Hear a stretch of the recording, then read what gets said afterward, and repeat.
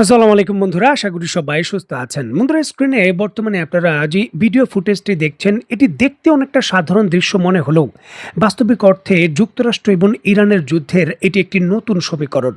দেখুন, যুক্তরাষ্ট্রের যুদ্ধ বিমানগুলো ইরানের উপকূলীয় রাডার সিস্টেমগুলোতে শক্তিশালী বিমান হামলা করছে, তার দৃশ্য এটি।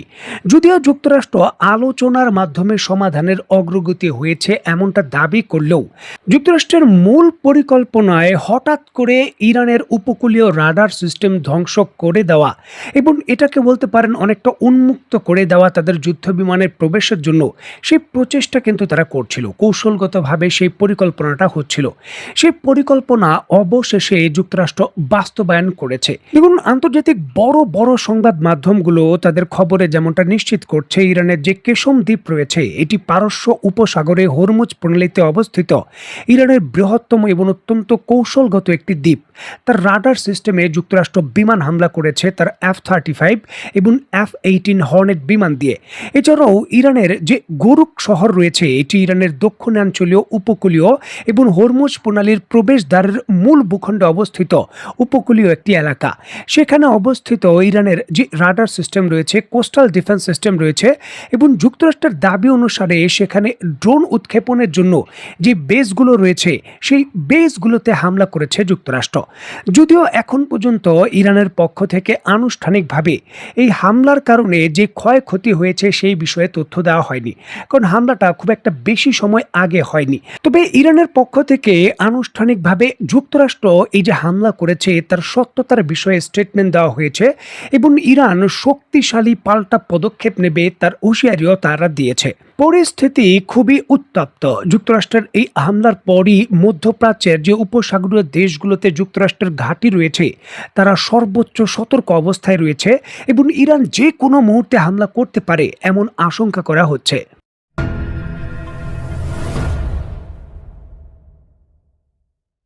ইরানের উপকূলে যুক্তরাষ্ট্রের আক্রমণের পাল্টা আক্রমণ করেছে ইরান। নিশ্চয়ই দেখতে পাচ্ছেন, আরটি নিউজের পক্ষ থেকে একটি ভিডিও ফুটেজ প্রকাশ করা হয়েছে।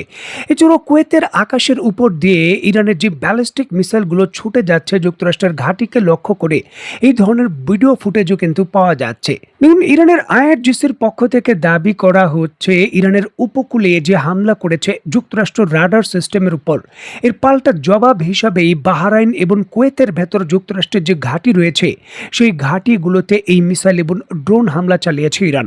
এটি পাল্টা হামলার অংশ।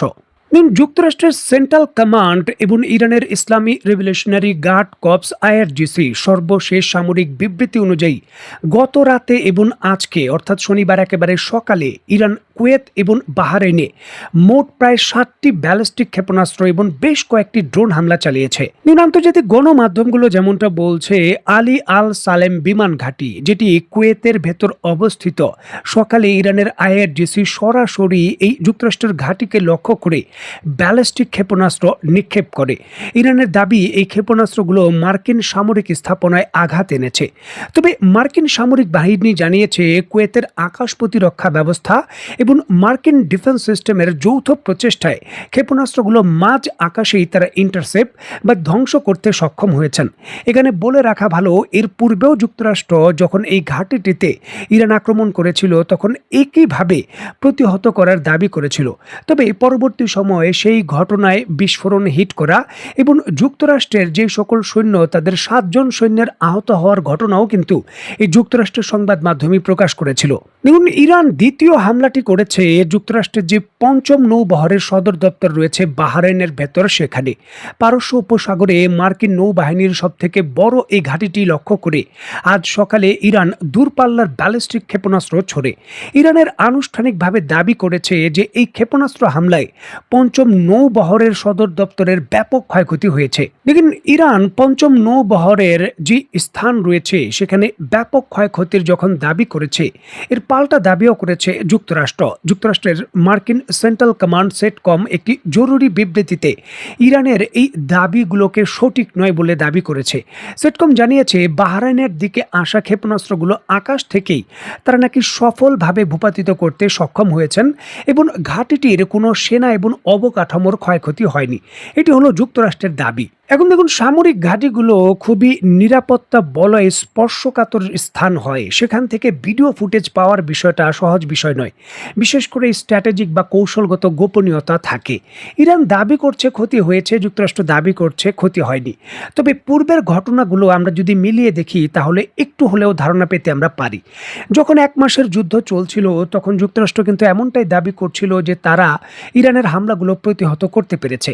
তবে পরবর্তী সময়ে যে সিএনএনের অনুসন্ধানী রিপোর্ট রয়েছে সেখানে কিন্তু উঠে এসেছে ইরানের হামলাগুলো কতটা সুনির্দিষ্ট ছিল এবং মধ্যপ্রাচ্যের ভেতর যুক্তরাষ্ট্রের অন্তত ১৬টি ঘাঁটি ব্যবহারের একেবারে অনুপযুক্ত, নয়তো জরুরি ভিত্তিতে সেগুলোকে রিপ্লেস করা যাবে না এমন পরিস্থিতিতে কিন্তু সেগুলো পৌঁছে গিয়েছিল। যুক্তরাষ্ট্র গণমাধ্যমে সেই রিপোর্ট প্রকাশ করেছে। সুতরাং আজকে এই যে হামলা হলো এবং হামলার ক্ষয়ক্ষতির বিষয়ে প্রত্যাখ্যান করলো যুক্তরাষ্ট্র, সেটা হয়তো আগামী কয়েকদিনের ভেতরই যুক্তরাষ্ট্রের কোনো সংবাদ মাধ্যমের একটি অনুসন্ধানী প্রতিবেদনের মাধ্যমে আমরা নিশ্চিত হতে পারবো যে প্রকৃতপক্ষে ক্ষয়ক্ষতির পরিমাণটা আসলে কি।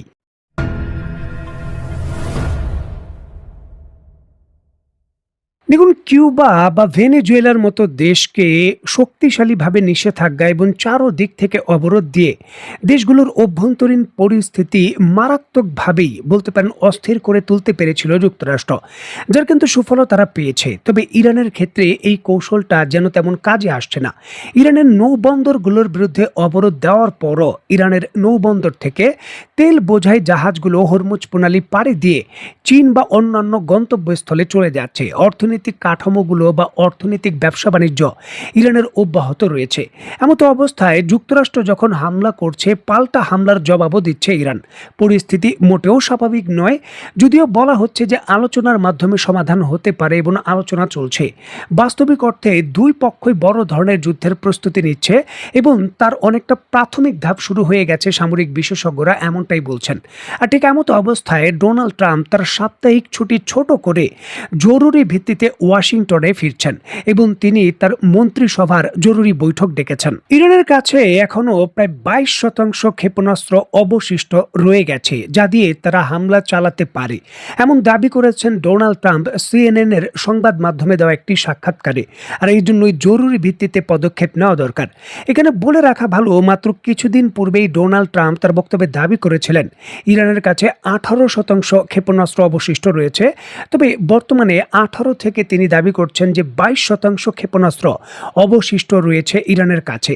যদিও যুক্তরাষ্ট্রের গোয়েন্দা রিপোর্টগুলো ভিন্ন কথা বলছে। এর পূর্বে যুক্তরাষ্ট্রের গোয়েন্দা রিপোর্ট, যেটা বিভিন্ন সংবাদ মাধ্যমে প্রকাশিত হয়েছিল যুক্তরাষ্ট্রের, সেখানে বলা হয়েছিল ইরানের কাছে অবশিষ্ট 60%-এর উপরে ক্ষেপণাস্ত্র অবশিষ্ট রয়েছে এবং প্রায় 75%-এর বেশি মিসাইল উৎক্ষেপণের যে মিসাইল লঞ্চার রয়েছে সেই সক্ষমতা তাদের রয়েছে। অপরদিকে ইরানের পক্ষ থেকে দাবি করা হচ্ছিল তাদের মিসাইল সক্ষমতা 70 বা 75 নয়, বর্তমানে 100%-এর উপরে রয়েছে, মানে আগের থেকেও সক্ষমতা বৃদ্ধি পেয়েছে। দেখার বিষয়ে এই সক্ষমতার খেলায় ডোনাল্ড ট্রাম্প তার এই জরুরি বৈঠকের পর ইরান ইস্যুকে কেন্দ্র করে কি বড় সিদ্ধান্তের ঘোষণা দেন। তো বন্ধুরা, আজকের মতো বিদায়। নতুন কোনো ভিডিও নিয়ে আবার দেখা হবে। সেই পর্যন্ত সবাই ভালো থাকবেন, সুস্থ থাকবেন এবং বাংলাদেশকে ভালোবাসবেন। আল্লাহ হাফেজ।